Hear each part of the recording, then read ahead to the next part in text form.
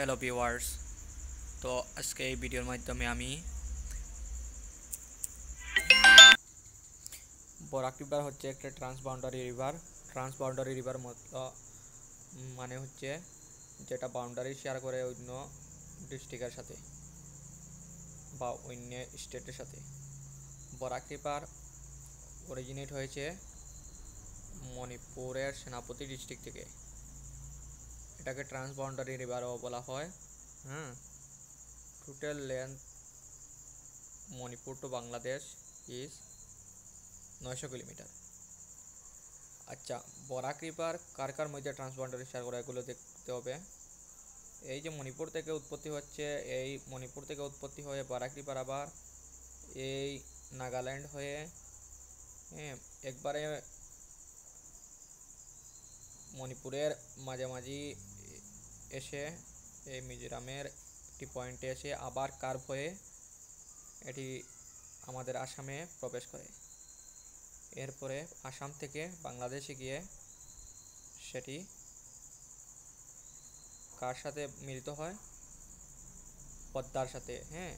যেটি গঙ্গা বলা হয়।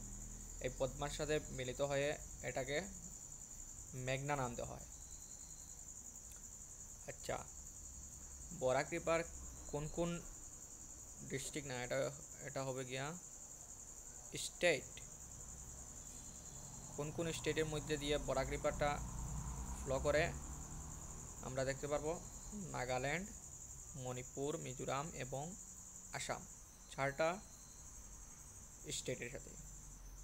আমরা যদি কথা বলি বরাক রিভার আসামে কত কিলোমিটার আছে, আসামে আছে 564 কিলোমিটার। তাহলে বরাক রিভার সম্বন্ধে একটু ধারণা পেয়ে গেলে আপনারা, এখন বরাক রিভারের আমাদের আসামে প্রবেশ করার পর যে উপনদীগুলো মিলিত হয় সেগুলো সম্বন্ধে একটু দেখি। এই ম্যাপে পুরোপুরি দেওয়া আছে। বরাক রিভার যখন আসামে এন্টার করে তখন প্রথমে জিরি নদী উপনদী যেটা আছে, জিরি উপনদী, এটার সাথে মিলিত হয়। মনে রাখবে, একটি আছে রাইট ব্যাঙ্ক ট্রিবিউটারিজ আর একটি আছে লেফট ব্যাঙ্ক ট্রিবিউটারিজ। এটা লেফট হবে, left bank tributaries. Right bank tributaries হচ্ছে যদি একটি রিভার এই উল্টা দিকে ফ্লো করে তাহলে এর উপর সাইড দিকে হবে রাইট আর নিচের সাইড দিকে হবে লেফট। আমরা যদি বরাক রিভারের রাইট ব্যাঙ্ক ট্রিবিউটারিজের কথা বলি তাহলে এখানে আছে জিরি নদী, এখানে আছে চিরি নদী, তারপরে এখানে মথুরা, তারপরে ডলু, তারপরে জাটিঙ্গা উপনদী, তারপরে মরাং, তারপরে সুরমা। এটা মনে রাখবে, সুরমা এবং কুশিয়ারা আবার বাংলাদেশে গিয়ে একসাথে মিলিত হচ্ছে। আবার লেফট ব্যাঙ্ক ট্রিবিউটারিজ মধ্যে আছে সোনাই, রুকনি, কাটাকাল এবং দলেশ্বরী। এরপরে হচ্ছে সিংলা এবং লঙ্কাই। সিংলা এবং লঙ্কাই নদী কুশিয়ারা যে নদী আছে তার সাথে মিলিত হচ্ছে। এটি আমাদের বরাক নদীর 2টা পার্ট, সুরমা এবং কুশিয়ারা, এই কুশিয়ারার মধ্যে মিলিত হচ্ছে। এই যে দেওয়া আছে এগুলো তোমরা নোট করে নেবে, তাহলে পড়তে সুবিধা হবে। এখন দেখব বরাক নদীটা কোন জায়গায় গিয়ে ড্রেনেজ সিস্টেম সৃষ্টি করেছে বা কোন জায়গায় মিলিত হচ্ছে।